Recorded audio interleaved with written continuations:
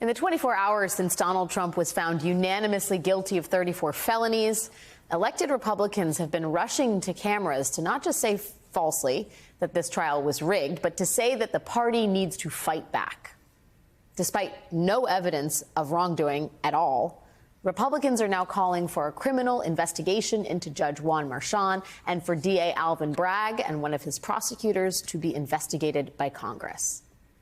Rather than accepting the rule of law, Republicans are demonizing the people who enforced it. Today, the nonprofit group Advanced Democracy reported that since Trump was found guilty, that there has been a high volume of social media posts containing violent rhetoric targeting, no surprise here, Judge Merchan and DA Bragg. Posts showing Alvin Bragg next to a photo of a noose with the caption, January 20th, 2025, traitors get the rope. Equally concerning is that Advanced Democracy reports a high volume of new posts calling for the jurors from this case to be doxxed, with posts reading, we need to identify each juror, then make them miserable, maybe even suicidal. Joining me now are Michelle Goldberg, New York Times opinion columnist, and Tim Miller, writer-at-large for The Bulwark. Guys, thanks for being here. I know it's like a frog in a slowly boiling pot of water, but Tim, the last 24 hours have felt measurably worse in terms of the integrity of our democracy than any time I can remember. For sure, on two levels. Look, I appreciate that report. They actually put rigorous research to looking at this. But just speaking for myself, back in 2016, I used to get a lot of really mean MAGA messages, as you might imagine, as an ex-Republican. It didn't happen that much in 2020, actually. The volume was lowered a little bit. Maybe it was COVID, maybe it was Biden versus Hillary. Who knows? But in the last 24 hours, same. Just a huge skyrocketing of trolls and like, oh, you better hope your boy wins messages. And so I get that. It feels real. Like the anger is real. Are people going to act on it? I don't know. But when you have a tinderbox like that, people are liable to act. And then you look at the people who are supposed to be responsible. Yeah. The people that are the leaders. I mean, their messages are delusional and deranged. What you just showed at the beginning is just kind of a small snippet of the kinds of things. Mike Collins of Georgia, Republican, was saying that Republican DAs should start targeting Democratic candidates. Nancy Mace, who is supposed to be one of the normal ones from South Carolina, was tweeting that this is like Navalny and Putin type situation. I like the irresponsible, insane rhetoric about our justice system from even the more quasi-normal mainstream Republicans is extremely alarming. Yeah, I mean, we're talking the Senate here, right? It's not just the wackadoo House. And there are plenty of wackadoo people in the Senate. But really, I think there are 8 Senate Republicans who today vowed to oppose all Biden nominees and all Democratic legislation. Mike Lee, J.D. Vance, Tommy Tuberville, Eric Schmidt, Marsha Blackburn, Rick Scott, Roger Marshall, and Marco Rubio, who has... Well, look, it's not like any of these people have been super cooperative up until now in terms of passing legislation. Sure. But I think, so maybe this is giving them too much credit, but I think that some of these people, in order to live with themselves or in order to maintain their kind of psychological integrity, have had to convince themselves that this is a kind of Putin-Navalny situation, that this really is a show trial, because otherwise they would have to come to terms with the fact that they have thrown their support and their life's work behind a man who did all of the things that he was just convicted of, right? Like Mike Lee, one of the signatories to that letter, in 2016, Mike Lee called for Trump to step aside after the Access Hollywood tape.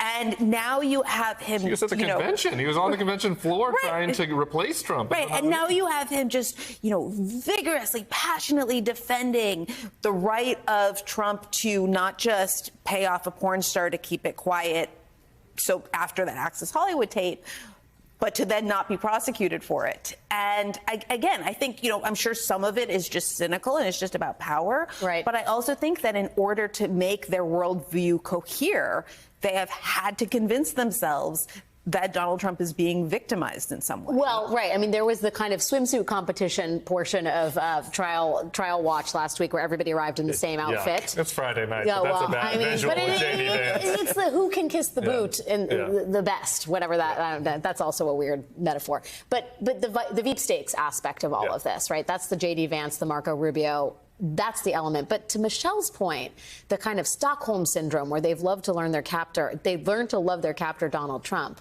Like, which is more disturbing to you, and which do you think most efficiently accounts for what's happening in the party? The Stockholm syndrome is more concerning, right? Because it is. If these guys really believe their own BS, like if they've really come to rationalize somewhere in their brain that the American justice system that there's a two-tiered system of justice and half of the Americans are being targeted because of their views, then they're going to be able to rationalize a lot of insane stuff if Trump were to win again. And that is the scariest part, right? I mean, at some level, you almost hope they're faking. Right. Right? You almost hope that they're faking just in case. Just in case Trump gets in. And then it's like, then we got Marco at VP, and now we're going to start to push the old man down to Florida. And, that would be a preferable situation. Then these guys really have been red-pilled. For whatever reason, they either hate the left so much or it's their own conscience calling at them. Whatever the reason is, they are now so deep in that they're ready to go along with Donald Trump's authoritarian aspirations. That's the scariest And I think part. it's important. I mean, this is a truism of the Trump years, that every accusation is a confession. But kind of everything that they accuse Biden and Bragg and Democrats of doing is all telegraphing exactly what they plan to do as soon as if they're able to seize power. You're making such a good point because they love throwing around the word fascism, right? Witness what happened this week on the House floor. Jim McGovern, the Democrat from Massachusetts in the House, mentions Trump's indictments on the House floor. This is from Susan Glasser's reporting in The New Yorker. McGovern's words this week were officially deleted from the House record on the grounds that he had accused Donald Trump of illegal activities, as if McGovern were somehow just slinging charges on his own rather than referring to actual court cases in the court, actual cases in courts of law. She writes, Trump is no sovereign, regal or otherwise, not yet anyway, but in the House overseen by his party, unpleasant events concerning him can officially be written out of history with the bang of a gavel. It is Orwell. This is what's happening before this man maybe It's dumber than Orwell. Whatever it is. But so was the crowd size thing, right? Yeah. I mean, all these things. I mean, so often with Trump and with Trumpism, there's this line between sinister and ridiculous that's kind of destabilizing as you try to figure out which side things come down on. And the answer is that they're both. Yeah. I just feel like this is where we're at the week Trump has been convicted. What happens when he's the front runner? I mean, what happens when he's the actual official nominee? Yeah, well, no, I mean, the rhetoric is only going to get ratcheted up, and we were talking about this a little bit of this in the break, but he's going to be sentenced 4 days before the Republican convention. And so, you can imagine like the type of rhetoric, the type of attacks that are going to be going after the judge's family, and the jurors and everyone else. If we're in a position where Donald Trump has an ankle bracelet or is on home confinement when the RNC is supposed to meet in Milwaukee.